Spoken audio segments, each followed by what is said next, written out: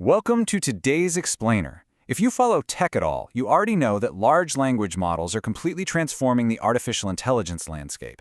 But, there's a massive shift happening right under our noses, and it's actually not just about the software. Today, we're diving into the core thesis of Anand Vemula, exploring the mechanical realities behind the whole AI boom. We're talking about mastering LLMs and GPUs and why the future of AI literally depends entirely on high-performance computing. Let's kick things off with Section 1, the AI size myth. Now you have to ask yourself, are powerful AI models really enough? It is so easy to get caught up in the hype cycle of bigger, bigger, bigger. The media constantly obsesses over these massive models with billions or even trillions of parameters, basically treating size as the absolute ultimate metric of success. But as Vemula's work points out, this obsession entirely misses the bigger picture. We are hitting a wall of diminishing returns. Pushing these models to their absolute size limits comes with staggering compute costs, immense energy consumption, and just severe latency issues. Having a massive, incredibly powerful LLM is great, but on its own, it quickly becomes an unscalable bottleneck. You literally can't just throw raw parameter count at a problem and expect it to be viable in a real-world production environment. Which brings us to a massive conflict happening in the industry right now: bigger models versus high-performance computing, or HPC. The old mindset, and honestly a mindset a lot of teams are still kind of stuck in, is that if we just build bigger models, AI will magically get better and solve all our problems. But the reality is starkly different. High-performance computing is the actual key to the future. It really doesn't matter how vast or sophisticated your generative AI model is if you don't have the computational architecture to process those requests sufficiently. We're running headfirst into what engineers call the memory wall. Basically, that's the growing disparity between how fast a processor can compute data and how quickly the memory can actually deliver that data to the processor. Without HPC to bridge that gap, massive models just take way too long to run and cost way too much to maintain. So the future isn't just about the model architecture, it is entirely dependent on having the compute infrastructure to actually handle it. Moving right along to Section 2, how LLMs and GPUs connect. Anand Vemula argues that the real breakthrough comes from understanding how LLMs and GPUs work together, and this right here is the absolute core thesis of his work. The defining breakthrough of our era isn't just coming up with some new algorithm or slapping another attention layer onto a neural network. No, the true world-changing breakthrough is mechanical and systemic. It's this deep, fundamental understanding of how the software, the LLM itself, communicates with the underlying hardware, specifically the graphics processing unit.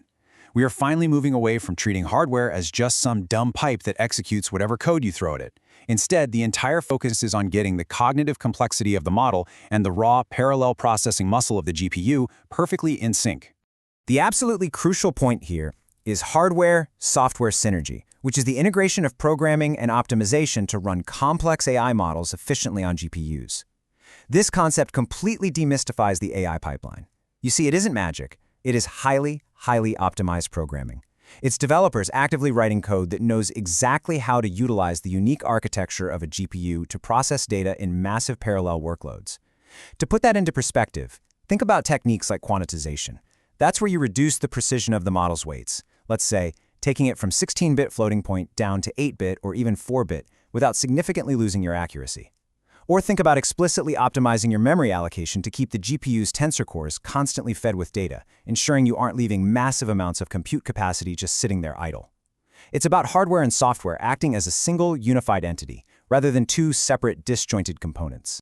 Let's look at the practical side of things in Section 3, build, optimize, and deploy. Vemula lays out a really clear roadmap for developers, focusing on 3 actionable phases: build, optimize, and deploy at scale. First up, you build. You create those high-performance AI applications, integrating your LLM with your specific environment. But step 2 is where that hardware synergy becomes absolutely mandatory. You have to optimize it. This is where you roll up your sleeves and tackle severe technical challenges, like drastically reducing the memory footprint of your model.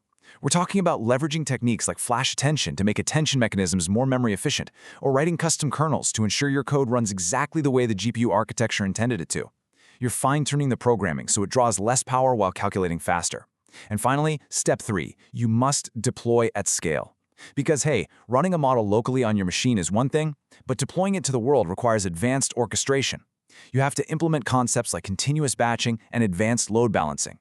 That way, thousands or even millions of users can access the system at the exact same time without the whole thing crashing or running out of memory. This three-step process, that is the mechanical reality of bringing AI out of the lab and into the real world. Now, if you are working in generative AI, LLMs, GPU computing, AI optimization, AI deployment, or high-performance computing, this is a direct call-out to you. Vemula's thesis makes it crystal clear that mastering the intersection of LLMs and GPUs is an absolute necessity across the board.